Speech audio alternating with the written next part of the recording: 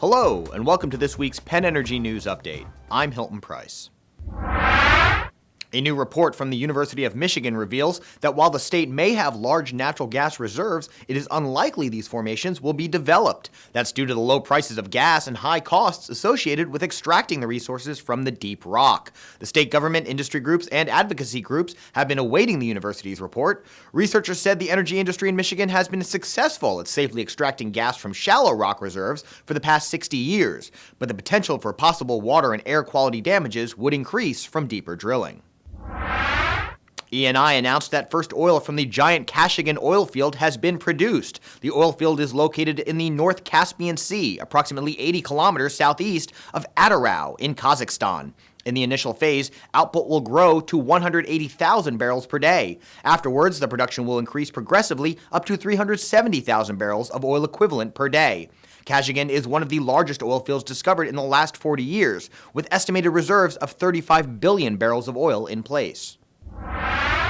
TransCanada has released the results of a Deloitte report that examines the jobs and economic benefits associated with the company's $12 billion Energy East pipeline project. The report highlights that Energy East will deliver significant economic benefit to Canada, with all 6 provinces along the pipeline's route projected to see job creation, economic growth, and increased tax revenues. The analysis estimates that Energy East will generate $35 billion in additional gross domestic product for Canada during 6 years of development and construction, and over 40 years of operation.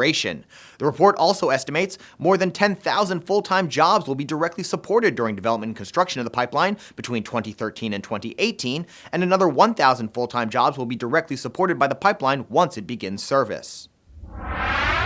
BP Egypt announced a significant gas discovery in the East Nile Delta. The deepwater exploration well named Salamat is the deepest well ever drilled in the Nile Delta. It is the first well in the North Damietta offshore concession granted in February 2010 and operated by BP.